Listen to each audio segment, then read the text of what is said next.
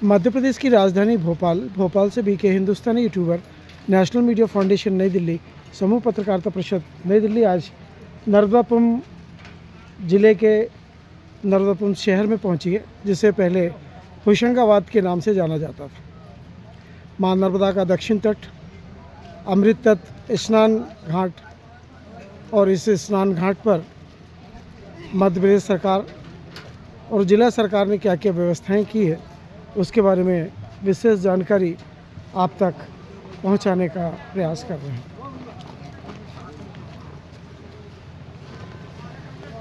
समय समय पर हम आपको मां नर्मदा के उत्तर तट और दक्षिण तटों के बारे में जानकारी देते आए हैं और देते रहेंगे।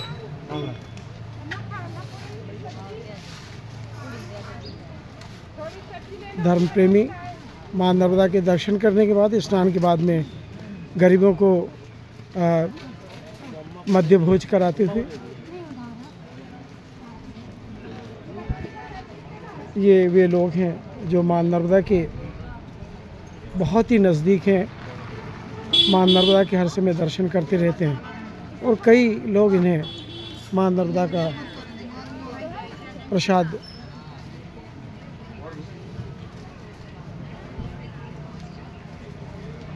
हमने हर समय ये प्रयास किया है कि मां नर्मदा के तटों पर होने वाले धार्मिक एवं अन्य कार्यक्रमों को हम दिखाते रहें।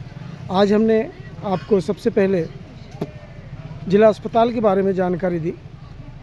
कुछ देर बाद स्वर्गीय इंदिरा गांधी चौक के बारे में हमने जानकारी दी, और हम अब कुछ ही देर में आपको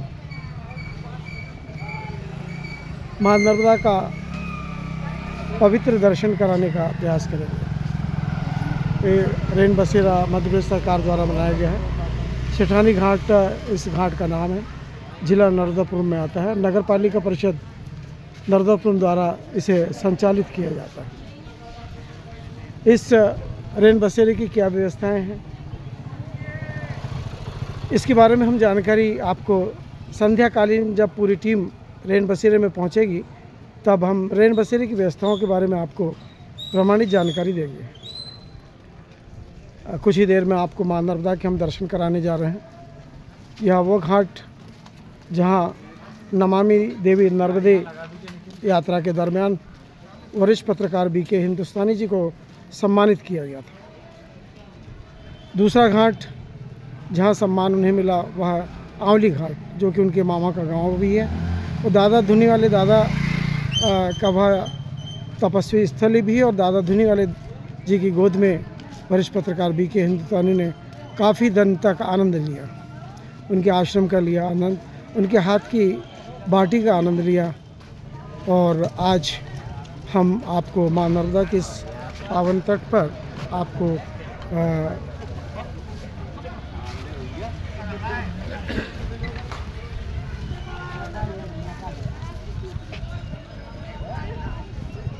यह पवित्र तट अमृत तट सेठानी घाट के नाम से जाना जाता है।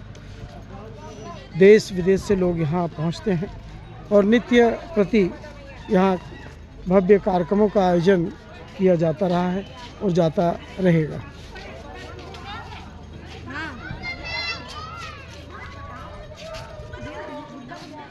सामने ही आपको विंध्याचल देवी की पहाड़ियों की श्रृंखला दिखाई दे रही है, और इसी श्रृंखला के बीच में ये जो आखिरी पहाड़ है, उस पर मृगन्नाथ बाबा का 9 फीट का कई वर्षों पुराना एक भव्य मंदिर है। उस मंदिर पर